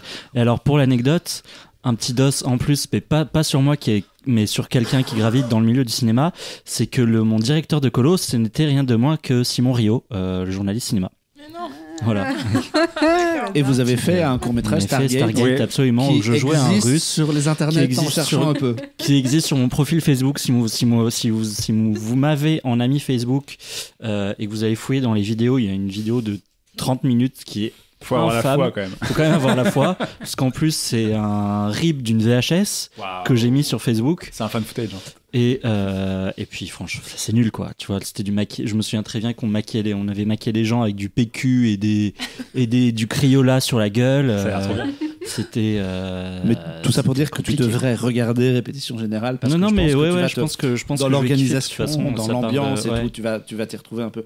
Toi, tu l'avais aussi? Ouais, moi j'aime bien, mais il y a un petit truc, c'est que je trouve que le film va trop vite. Il y a vraiment cette écriture un peu. Oui, c'est assez frénétique. Le début, tu comprends pas. À la The Office ou à la Arrested Development, genre de truc, mais où ça bombarde pendant 1h30. En fait, finalement, il y a une sous-intrigue sur le fils qui récupère la direction du truc et qui doit réussir à maintenir la boîte à flot. Et évidemment, comme c'est un manche, ça devient compliqué. Mais globalement, en fait, même si le fil rouge, c'est ils montent leur comédie musicale, en fait, ça bombarde. Il y a des scènes qui durent même pas 20 secondes. Et il y a un moment où moi je trouve ça un peu épuisant parce que tout est prétexte pour la vanne et tu te dis les gars vous pourriez poser 3 secondes votre histoire, ça coûterait pas plus cher. Donc je trouve ça un peu frustrant, mais après effectivement il y a des bonnes vannes et il y a une énergie en fait dans le film qui est assez cool, donc ça passe quoi. Mais je pense que cet effet là vient du côté documentaire, genre image volée machin, où ça fait des espèces de zoom avant hyper intense. Et typiquement c'est un des trucs intéressants, c'est que le côté faux documentaire, il y a des cartons. Oui. Évidemment, ils arrivent à résoudre des trucs narratifs juste par des cartons à l'écran, vraiment du texte blanc sur un fond noir terminé. Souvent, les cartons, c'est un peu paresseux. Là, ils sont hyper drôles. Enfin, vraiment, il y a vraiment un truc, c'est trop bien utilisé. Paresseux, parce que fondamentalement, c'est vraiment une douille de scénario pour aller 3 fois plus vite. Ouais. Mais comme c'est drôle, en fait, t'excuses le truc et ça marche. Complètement. Mais il y a un truc de film qui va à 400 à l'heure et t'es là, wow. Voilà, c'était mon analyse très pertinente de ce film. Tout ça pour dire que c'est vraiment chaudement recommandé. Pour le coup, c'est drôle, c'est bien amené. Comme tu disais, il y a toutes ces actrices qu'on retrouve ailleurs qui sont en train de tout doucement percer. Ayo, là, elle a quand même eu un Golden Globe. Ayo, donc ça y est, c'est bon. C'est son année, elle, parce qu'entre Bottoms, ça. Et alors, pour reboucler avec ce qu'on disait tout à l'heure, elle est la voix d'April O'Neil dans Les Tortues Ninja qui est sorti en début d'année. Donc elle était vraiment partout. Et puis en fait, elle a commencé dans le doublage, je crois. Elle était dans Big Muff. C'était elle. Elle fait une voix dans une série animée, puis elle a été reprise pour April. Et c'est vraiment son année. Et, c'est quelqu'un de super impressionnant en plus dans la saison 2 de Bear. Moi, elle m'a complètement bluffé. Donc je suis très impatient de suivre sa carrière dans les prochains mois. Oui. On a une petite pause galette des rois. On s'excuse auprès des auditeurs. Voilà, on va peut-être avoir la fève. Mais on va se partager une galette des rois. Avant de faire le dernier sujet, est-ce que vous avez pas vu de série si vous avez ok, il faut que j'arrête de boire du cidre. C'est quoi vos séries de l'année, parce que du coup on n'a pas de page série. Oui, on a parlé que d'animation et pas de série live avec des vrais gens. Donc oui, c'était quoi votre alors comme moi, ça là, quelles sont les séries qui vous ont marqué? J'avoue que j'ai pas le temps d'en regarder beaucoup, mais je dirais des trucs très classiques, genre la saison 2 de The Bear, la dernière saison de Succession, et récemment Beef, alias Acharné, sur Netflix. Qui a du coup raflé 1 milliard d'Emmy aussi hier. C'est pas Better Call Saul. Et Ali Wong, et c'est vraiment incroyable. Mais ça parle de quoi? C'est en fait ça part d'une altercation entre 2 personnages visiblement sur les nerfs en voiture aux États-Unis, et ça va complètement monter en épingle et ils vont commencer à se faire des crasses de plus en plus vénères et ça finit genre en totale apothéose. Mais c'est toute je sais pas comment dire, une caractérisation de personnages. Enfin voilà, c'est hyper complexe sur les personnages. Les personnages sont hyper ambigus, hyper complexes. C'est vraiment très très bien. Ok. Et ben moi cette année il y a eu Salade grecque qui m'a pas mal. Ouais, c'était. J'ai pas C'était encore cette terminé. Ouais. Ouais, c'était cette année. Le C'était temps il y a passe 6 mois. cet été. Le temps passe si C'était vite. cet hein. été, mine de rien. J'avais un peu peur, j'avoue, parce que j'aimais tellement les films. Le berger espagnol et tout ça. Ah ouais, j'avais tellement aimé que je me suis dit, est-ce qu'il peut égaler, est-ce qu'il peut retrouver l'univers des années plus tard? En fait, je trouve que ça fonctionne super bien. Il réussit bien à capter les enjeux actuels. Tu disais que c'était très 2023, le film dont tu parlais. Bah, là, je trouve que c'est très 2023, même si bon, maintenant, je suis un peu plus âgée que les personnages dont il est question.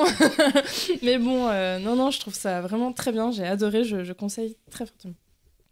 Ouais, en plus, il s'était entouré d'un pool de jeunes pour éviter que ça fasse un peu une série de boomers, parce qu'il est quand même, je pense, la soixantaine passée, Cédric Lapige. Donc, du coup, ouais, c'était assez cool. Moi, j'avais pas de réponse à cette question. Si, j'ai adoré Jury Duty sur Amazon Prime. Je sais pas si vous avez maté. C'est un c'est un vrai faux documentaire sur des jurés aux États-Unis, et en fait, tout le monde est un acteur, sauf une personne qui ne sait pas du tout, qui se retrouve dans une fausse affaire, entouré de faux jurés, et il est filmé du début à la fin. Il y a James Marsden qui joue son propre rôle, et c'est absolument hilarant. Moi, je vais pas citer des trucs originaux, je vais citer des séries qui sont terminées. Il y en a 2, il y a Barry, qu'on avait déjà évoqué, avec sa saison 4. Et c'est un des trucs les plus drôles qui a été sur le petit écran. Et en plus, la saison 4 est hyper cohérente narrativement et pousse le bouchon pour rappeler ce que c'est Barry à la base. C'est l'histoire d'un tueur à gages qui est un type complètement asocial et un peu inquiétant, et qui, du coup, en suivant une cible à Los Angeles, rentre dans un cours de théâtre et d'un seul coup pète un câble et se dit: je vais tout plaquer pour devenir acteur. Sauf qu'évidemment, le type est asocial et un peu fou. Et tueur à gages. Et tu quittes pas le métier de tueur à gages comme ça, et tu deviens pas acteur quand tu es asocial. Donc c'est de l'humour au millième degré, c'est très bizarre. Mais ce qui est ouf, c'est qu'en fait la série, qui part d'un postulat complètement absurde, le creuse au fur et à mesure. Et notamment cette saison 4 est d'une noirceur absolument délirante. C'est pas du tout drôle. Enfin, c'est drôle, mais c'est drôle, quand mais même faut être bien accroché, quoi. hyper dark, quoi. Et en plus, ça tire sur Hollywood à gros boulet, donc c'est quand même assez savoureux. Il y a ça, et réponse un peu basique, mais la dernière saison de The Crown, que j'ai trouvé... Alors, toute la partie sur Diana était un peu trop longue, parce que ça faisait moins l'intelligence d'écriture de la série, qui fait tout passer en ellipse. Mais toute la fin de la saison était quand même assez classe, et ça m'a ému pour cette bonne vieille Elisabeth, RIP, elle nous manque. Et non, vraiment, la série est d'une richesse, et c'est probablement un des meilleurs cours d'histoire que j'ai jamais vu. Donc The Crown, c'était classe. Mais voilà, c'est pas du tout original comme réponse, je suis désolé.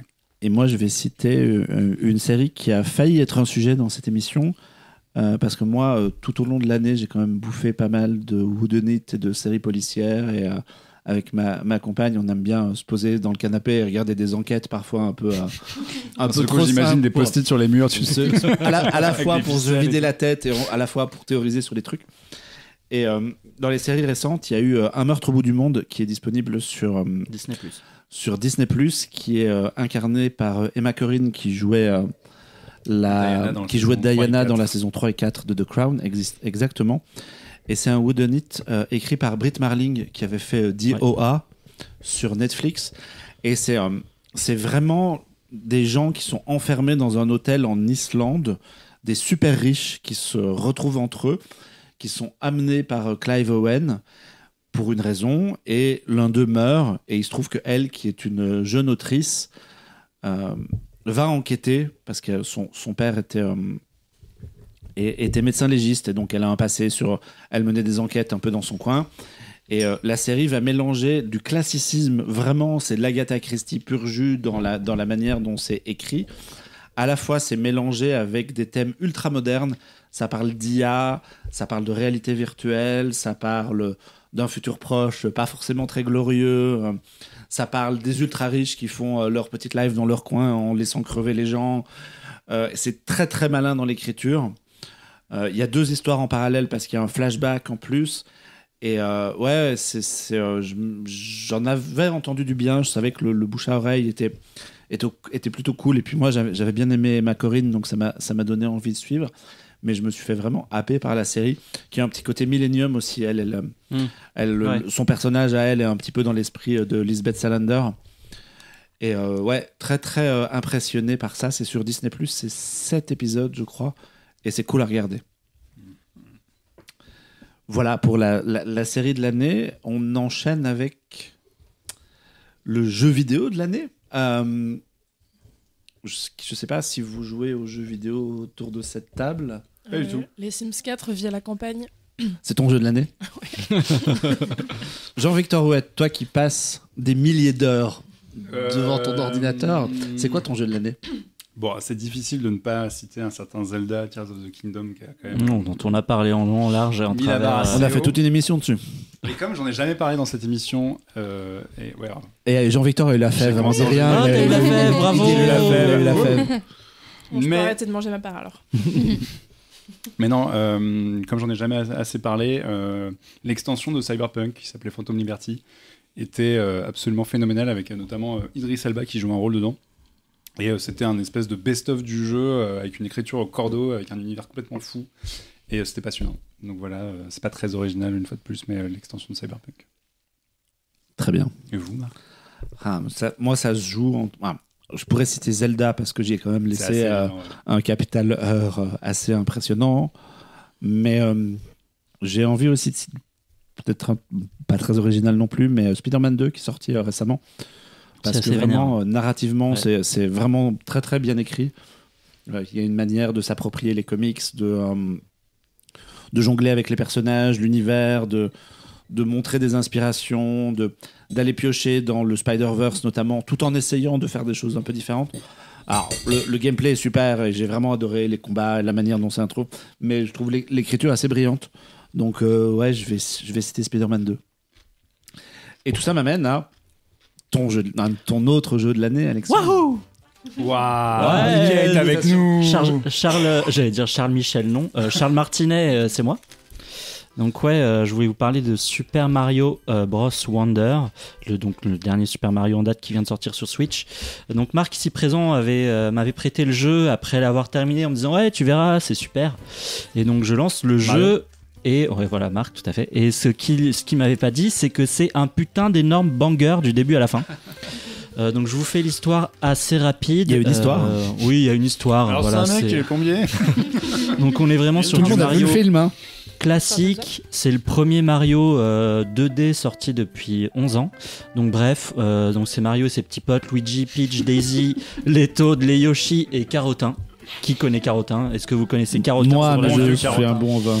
Vont rendre visite à leur voisin, le prince Florian, une petite chenille du royaume des fleurs, trop kiki. Et il leur présente une fleur très spéciale qui fait régner l'harmonie sur son royaume. Et bref, comme d'hab, ça sent la drogue. Bowser arrive, tu fais bien de le dire, tu fais bien de citer ça. Bowser arrive, vole la fleur et fusionne avec le château du prince pour foutre le bordel. Bowser parti. Le petit prince a dit, puisque c'est ainsi, Mario va m'aider. C'était une blague que j'avais écrite. Franchement, j'étais super fier. Meilleure blague de 2024. La mise en place ne dure vraiment que 5 minutes. En fait, globalement, on s'en fout. On a juste envie de faire des mondes dans Mario. On va rapidement se trouver dans un monde un petit peu semi-ouvert où on va pouvoir faire les niveaux à peu près comme on veut.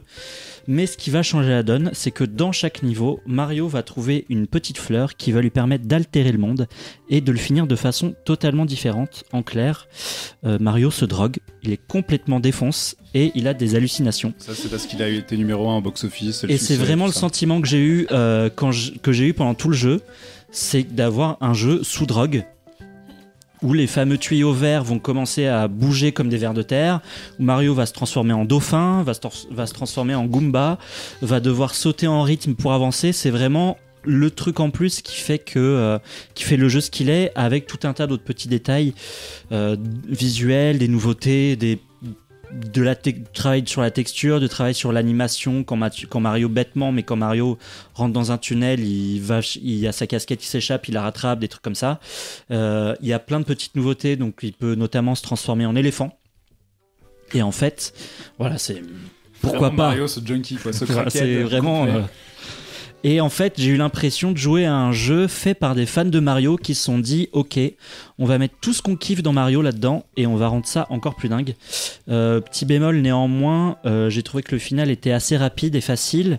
Le jeu, franchement, peut d'ailleurs se rusher, je pense, assez rapidement, mais il y a quand même tout un tas de niveaux optionnels hyper difficiles à faire, notamment un où en fait il y a une espèce de monde à part qui est spécial et qui n'est pas dans l'histoire. Si on termine le jeu à 100%, on a un mode en plus où toutes les musiques sont bruitées à la bouche et où tous les bruitages sont bruités à la bouche. Ça a l'air trop bien. Je n'ai évidemment pas terminé, mais j'ai quand même perdu. Je termine ce jeu tout de suite pour que je vienne juste jouer à ce niveau. Okay. J'ai quand même perdu une centaine de vies sur un niveau où je devais sauter en rythme sur des trucs à la con. Donc c'est assez balèze. Ouais, moi j'y ai joué aussi. Ce que tu disais est pas complètement faux, à savoir qu'en fait Nintendo, dans son idée de relancer un petit peu la machine, a remplacer la plupart des développeurs qui travaillaient sur les Mario précédents par une équipe complètement rajeunie. Ils sont allés chercher des petits jeunes en fait qui avaient jamais travaillé sur la franchise en leur disant voilà, apportez de nouvelles idées. Et les mecs se sont notamment inspirés de Rayman Legends pour la partie, pour la partie musicale. Mais effectivement, ce qui m'a bluffé, c'est qu'à chaque fois que tu chopes cette fleur qui va tordre le niveau dans lequel tu es, à chaque fois il y a une idée originale différente qui est incroyable. Tu te dis mais non, ils ont pas osé faire ça. Et si, il y a des niveaux en comédie musicale où les plantes chantent. Putain, j'achète ce jeu tout de suite. Il y a des niveaux en ombre chinoise. Il y a des niveaux où ton personnage disparaît. Il y a chaque fois il y a une idée totalement novatrice pour l'univers de Mario. Alors force dans l'univers du jeu vidéo peut-être pas, mais en tout cas pour du Mario c'est vraiment bien trouvé. Et ouais, je suis épaté à chaque fois par ce genre de truc. Et je l'ai fait avec mon petit neveu et ma petite nièce en partie. Je leur ai remontré une partie. Et eux, à chaque fois qu'on arrivait à une de ces fleurs qui allait bouger le truc, ils étaient comme des fous parce qu'ils savaient qu'il allait se passer un truc, que le personnage allait se transformer et que vraiment tout était possible en fait. Ils cassaient les codes, les fins changeaient. Enfin, c'était vraiment un festival. Et ouais, c'était à la fois très cool. Je suis d'accord avec toi sur la fin que je trouve un peu... En fait, les Mario précédents, à chaque fois, il y avait un twist où tu finis pas et tu recommences après. Et là, tu termines et c'est plié. Et à la fois, le jeu est assez facile, globalement. Moi, j'ai fait, je pense, 90% du truc. Et il y a toute une partie cachée, comme Alexandre en parlait un petit peu, qui est d'une difficulté... Mais alors, c'est un truc de malade mental. J'ai fait, non, mais jamais de la vie, quoi. J'ai essayé une fois ou deux. J'ai fait, pas du tout. Déjà, moi, le rythme, les trucs où il faut sauter en rythme. Moi, j'ai pas du tout le rythme dans la peau. Hein. Je suis ce type qui applaudit en décalé au concert. Tu vois. Comme une Atari. Exactement. Donc, j'ai fait, bah non, pas du tout. Et vraiment, il y a un fossé, mais alors je pense qu'ils se sont fait plaisir pour les puristes. C'est fait exprès. Les vrais puristes vont aller jusqu'au bout et vont passer des heures à réessayer. Mais ouais, c'est très impressionnant de la part de Nintendo de s'être engouffré là-dedans. En plus, moi, je pensais qu'avec le film qui était sorti juste avant, ils sortiraient un jeu un peu dérivé du film. Ça aurait pu être la facilité, faire un truc un peu déjà vu avec...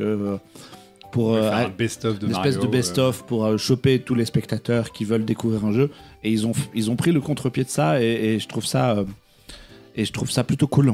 Oui, et en même temps c'est l'essence même de Mario, donc finalement quelqu'un qui commence par là, c'est carrément.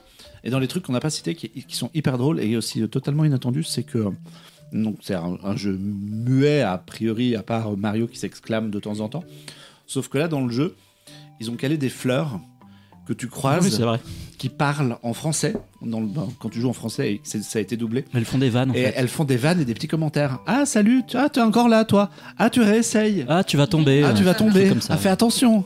Et pareil, ça fait Pourquoi partie. Pourquoi j'ai pas joué à ça? J'ai raté mon J'ai pas compris pourquoi t'avais pas joué à ça. C'était complètement un super jeu. Et puis grande classe parce que Nintendo du coup et Zelda et ça la même année, c'est quand même bien quoi. C'est effectivement une belle année. C'est costaud. Oui, sachant qu'ils ont eu le jeu familial de l'année, Game of the Year, mais Family. Ok. Donc, banco. Voilà. Avant qu'on conclue ce podcast... Je pensais qu'il finirait en faisant un petit cri de Mario, je suis un peu déçu. Ouais, je l'ai cassé là. Let's Merde. go. Pas mal. Mais t'es pas loin du Mickey quand Ouais, même. hein. Ouais, c'est un mix Entre les deux. c'est Mario qui a mangé Mickey. Attention, tu vas tomber dans le domaine public. Avant de conclure cette émission et pour finir sur les trucs de l'année, j'avais une question beaucoup plus large. Quelle a été votre œuvre culturelle de l'année? Genre, tout mélangé. Concert, musique. Vraiment le truc qui vous a le plus marqué en 2023. La drogue, non. c'est pas- Parce que il y a, à plein de niveaux, 2023, ça a été une année un peu difficile. Mais culturellement, c'était une année, je crois, plutôt cool. Qu'est-ce qui vous a marqué le plus en 2023, tout mélangé, qui vous a procuré le plus d'émotions, qui vous a fait le plus vibrer, le plus réfléchir? Est-ce que ça a un rapport avec ton pull? Non, Il a un pull Angèle. Hein, je Tu as une pense. réponse, non, mais j'ai une Alexandre? réponse. Vas-y. Ouais, Bruce Springsteen en concert. Mais c'est pas l'année prochaine. Bah, c'était aussi en C'était en 2023. 2023. C'est les deux. Eh, Il putain. n'arrête plus. Voilà. Ok. Moi, je vais citer un truc parce que j'ai fait chier beaucoup de gens avec cette année, et alors que techniquement c'est un film de 2024, mais c'est probablement la séance qui m'a le plus bouleversé et j'en ai pas, j'ai pas arrêté d'y penser pendant quelque chose, ce qui fait que je l'ai revu. C'est en français Le Royaume des Abysses, film d'animation Deep Sea. chinois. On parlait C'est de original. cinéma d'animation, décidément tout est lié, que j'ai vu cet été au NIF, et en fait on est sorti. Alors, j'avais déjà des échos de vous qui l'aviez vu à Annecy, mais qui n'étiez pas non plus à Donf. Oui, mais bon, on en Et parlera des gens sûrement. du NIF qui m'ont dit qu'ils l'avaient vu en screener, parce que forcément le producteur l'a envoyé sur leur ordi, quoi, et notamment notre pote Arca qui l'avait vu sur son 15 pouces, et qui m'a dit mec, déjà sur le 15 pouces, j'ai cru que j'avais crevé alors au cinéma, je sais pas ce que ça va donner. Et ça m'a retourné les yeux, ça m'a retourné le cœur, c'est absolument fascinant. Pour moi, c'est le plus beau film d'animation de l'année, ça explose même le Miyazaki dans le genre émotion. Parce qu'il y a vraiment cette ambition du cinéma chinois de faire un peu leur Ghibli. C'est réussi en étant esthétiquement complètement différent parce que c'est de la 3D. Et c'est incroyable, et ça sort chez KMBO au mois de Le février. 21 février, ouais. Donc voilà, Et je il vais y aura des retourner, séances je vais 3D. repleurer toutes les larmes de mon corps devant, ça va être terrible, mais allez-y, c'est absolument formidable. Et ça sort en février, là, le 16 ou le 14. 21 pardon. février. Voilà, Le Royaume des Abysses. Moi, là, comme ça, de but en blanc, je sais pas. C'est un peu dur, je crois. D'accord. Bah, moi, je dirais After Sun dans le côté Ok. où Il t'es. n'y a pas de mauvaise réponse. Ouais, genre, tout le monde, vous êtes tous d'accord avec moi là, c'est bon, vas-y. vous validez. Non, mais dans le côté, ça te colle à la peau pendant plusieurs jours et t'y repenses et tu repleures comme ça. T'es là dans le métro et t'as juste envie de pleurer en repensant à ce film. Mais c'est surtout la fin que j'avais pas capté tout de suite. Et puis, en fait, c'était en parlant avec mon pote à la sortie de la séance, il dit, mais enfin, t'as compris quand même. J'étais. Hein, quoi? Pardon?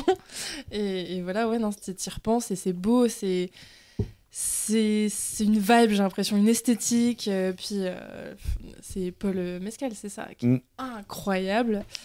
Oui, ça pourrait. Moi, je crois que ça pourrait être ça, mon truc de l'année. C'est pas le Ouais. mezcal, en fait. Tout Ouais. ça. Chercher plus loin. Ah, mais en plus, on peut dire un mot, c'est un super acteur. Normal People avant, c'était fantastique. Et bah ouais, c'est le même genre d'impression où ça te colle vraiment à la peau. C'est des œuvres qui te suivent, en fait, qui germent un peu dans ta tête et qui t'accompagnent aussi dans ta vie. Et- Dans ce genre-là, je trouve qu'il y a. C'est peut-être pas. Il n'était pas dans mes films préférés de l'année, mais qui vraiment te hante. Et qui est aussi un premier film de réalisatrice anglaise, c'est How to Have Sex, qui laisse quand même une trace sur. Comment ça fait réfléchir les gens à plein de hommes comme femmes, à plein de niveaux, et comment plein de gens remettent les trucs, enfin des choses en question et réévaluent plein de choses. Et ça, je pense qu'en termes d'impact, c'est pas mal. Par contre, pas fun. Hein. C'est pas des Ah impacts. oui, c'est tu pas- sors pas Non, c'est très pas heureux des de la impacts, séance. c'est Quoi. pas T'as des vraiment choses. genre, Non. je souffre. Ah, c'est pas un documentaire? Eh ben, très bien, merci. Et toi? Ah, moi, Pareil, il a pas de réponse. Non, mais regarde, il nous Si, fout si, dans la ouais, merde c'est là. vrai. il nous Ah, fout c'est dans la ça, merde, c'est ça en l'avantage blanc. de numéro podcast. On doit trouver un truc en 5 secondes et là, non. Je vais faire à moitié la même réponse qu'Alexandre. Donc, on est tous les deux allés voir Bruce Springsteen en concert. Et moi, c'est quelqu'un que j'aime vraiment beaucoup, puisque je crois que ça devait être ma 20e date. Donc, je l'ai vu Faux beaucoup. fan. Je l'ai vu beaucoup. Je l'ai vu beaucoup de fois. Comme il y a eu le Covid, ça fait longtemps qu'on attendait un retour sur scène. Et en plus, on a voyagé et tout pour aller le voir. Donc, il y avait tout ça mis bout à bout. Donc, Vous l'avez vu où? on l'a vu à Barcelone. Ok. Donc, ouais. Et puis, on a ça intéresse pas les auditeurs, mais on s'est fait complètement tremper dessus et on l'a vu, nos vêtements dégoulinés d'eau. Ça, c'est des souvenirs qui resteront. Et dans l'optique des souvenirs perso aussi, comme ça, qui m'ont marqué, c'est j'ai amené mon petit neveu de 6 ans au cinéma pour la première fois. C'est vrai. Je l'ai amené voir Super Mario, le film d'Illumination. Et du coup, ça reboucle avec le début de ce podcast. Et j'ai déclenché une passion chez lui, vraiment. Il est complètement fan hardcore de Super Mario maintenant. Fan Il a hardcore les... de plomberie. Ouais, il a des Lego Super Mario. Il a les pyjamas et il tout. Joue pas parce que ça l'intéresse pas trop les jeux vidéo, mais tout le reste, il a complètement plongé là-dedans. Il arrête pas d'en parler. Alors qu'on lui a montré en plus les Tortues Ninja après, et ça n'a pas eu le même. Ça n'a pas marché. Ça n'a pas eu ça le n'a même pas impact. le même impact. Donc oui, on est frères. On est frères. Ok, C'est j'avais le pas. fils de notre sœur. Et du coup, il y a un côté très perso d'amener son petit neveu pour la première fois voir un film déjà, et puis savoir que ça prend sur lui, et qu'en plus, moi, je trouve le film super réussi. Donc, c'est pas comme si on était allé voir une bêtise et qu'il s'était pris de passion pour je sais pas quoi. La Patte Patrouille ou une connerie comme ça. Non, il a vraiment accroché à un bon film. Mais t'as aussi vu La Patte Patrouille. À un bon univers. Moi, Il l'a vu aussi tout La seul, Patte par Patrouille. Je l'ai vu tout seul. Non, mais c'est pour le travail, monsieur. Oui. Donc voilà, il y avait cette dimension. Alors c'est complètement perso, je pense que ça intéresse 2 personnes qui vont écouter cette émission, mais ouais, ça fait partie. Dans les trucs cool de 2023, il y avait ça. Et avant que tu clôtures, du coup, est-ce qu'on peut rebondir ? C'est quoi votre attente de 2024 ? Ah oui, très bonne question. Oula. Je voulais juste dire, j'ai emmené ma nièce au cinéma cette année, tu devineras jamais le film que je l'ai emmené voir. Super Mario. Exactement, voilà. C'était beau. L'attente de 2024. Je vous déteste avec vos questions là. Là, j'ai pas de réponse. J'ai pas Surtout été qu'on a entendu. préparé tout le monde, t'as vu hein, Moi j'ai, mais je crois que c'est une fausse attente parce qu'en fait je l'ai vu, mais il sort en 2024. C'est quoi Ça marche. Ça marche, ok. Ouais, on va c'est dire. Pauvre créature de Yorgos Ah oui. Ah oui, pareil, car- c'est ça. tu- Attends, non, tu comprends tu choisis une autre. Alors vous écoutez le podcast, vous Oui, pouvez y aller. ça sort. Ah oui. ouais, ok, voilà. Oui, il sort demain. Qui est vraiment. Moi je l'ai vu à Venise cette année, et en fait on l'a vu le premier ou le deuxième jour, et j'étais vraiment en mode. Bon, bah, on arrête, je me casse. on arrête le festival ici, en fait. C'est- Enfin, c'était voilà, c'est tellement fini. Ouais, ok. au-dessus de la mêlée. C'est super. Et c'est absolument incroyable. Et vous pouvez lire tout ce que vous voulez dessus, regarder toutes les bandes annonces que vous voulez, lire tous les résumés. Vous n'aurez jamais pas plus qu'un dixième du film, tellement c'est Ça, c'est riche cool. et intense. Et Emma Stone est vraiment la plus grande actrice américaine en ce moment, je trouve. Et donc t'as pas une attente d'un truc que t'as pas vu? Donc un truc que j'ai pas vu. Ou lu, ou écouté, ou... Allez-y, je réfléchis. Moi j'en ai une, c'est Megalopolis d'un certain Ouais. Francis Ford Coppola, qui a fait encore n'importe quoi, ça coûte 100 millions de dollars, il les a Puis mis c'est de sa son poche. arlésienne depuis... Il a hypothéqué sa baraque, il a vendu sa marque de vin, il a tout claqué pour dire fuck les studios, je fais le film comme j'en ai envie. Puis bon, c'est un type qui a fait 2-3 films sympathiques, quoi. Donc, Oui, et puis il voulait faire ce film depuis... et oui, ça fait 15 ans qu'il le traîne un milliard d'années, minimum. quoi. Ouais. En plus, tous les acteurs qui ont bossé dessus, notamment Adam Driver et tout, disent tous que le tournage était un délire absolu et qu'ils attendent, enfin, ils pensent que ça va être monstrueux. Donc voilà, je pense que ça va être le grand baroud d'honneur d'un cinéaste ouf. Donc j'ai très très hâte de voir de ça. Voilà. J'avais noté 2-3 trucs. Ouais. Megalopolis, dans les grosses sorties, il y avait aussi Mickey 17, mais il est repoussé pour le moment. Donc Oh, c'est c'est de date, fini. ça va bouger. The Bike Riders.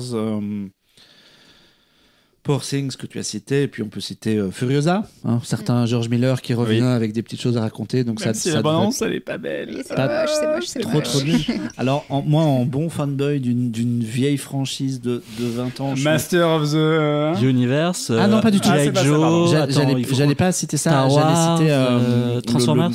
le spin-off animé du Seigneur des Anneaux, La Ah, Guerre des Rohirrim, merde, qui est ouais. daté pour 2024 et dont on a vu des images alléchantes. Mais j'ose pas trop me lancer dans ces trucs-là parce qu'en ce moment, tellement de choses sont repoussées de 6 mois que si ça tombe, on le verra en 2025.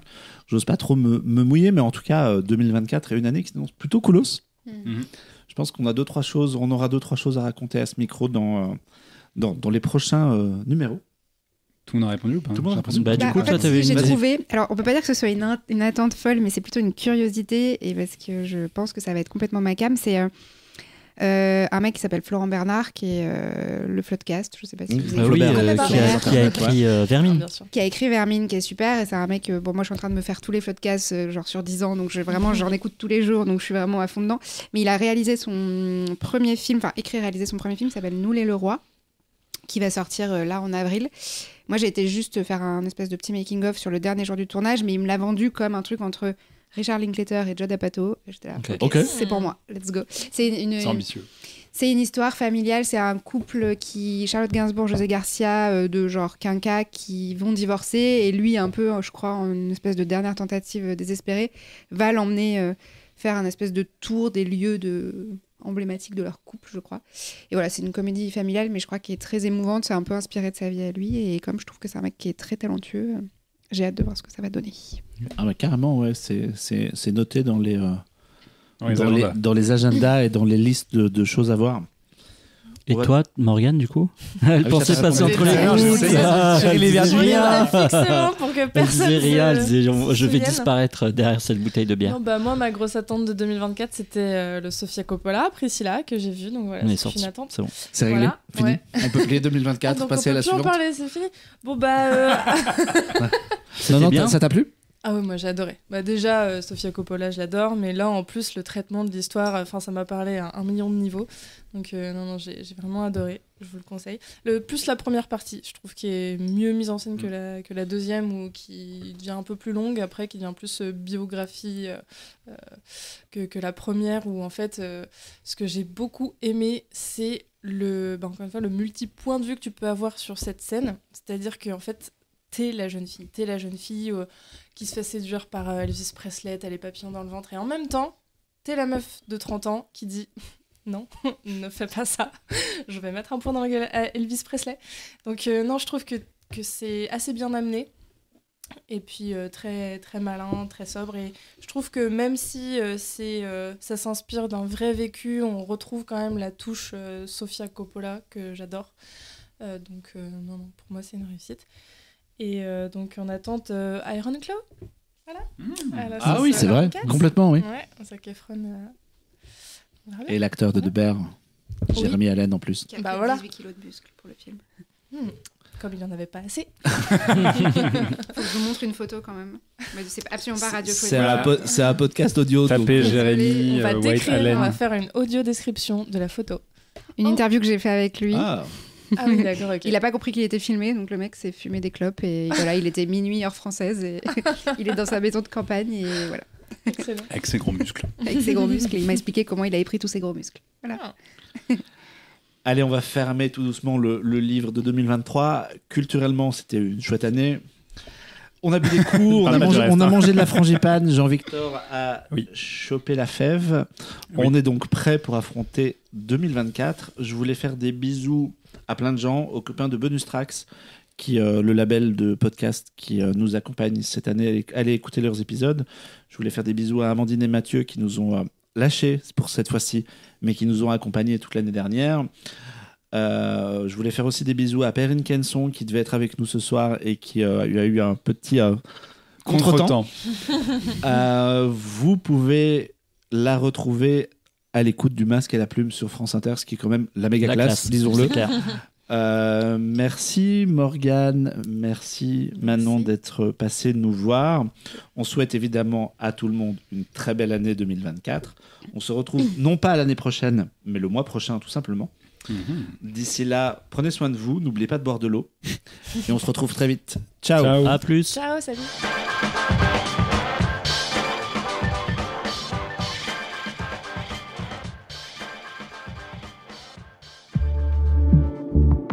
Bonus.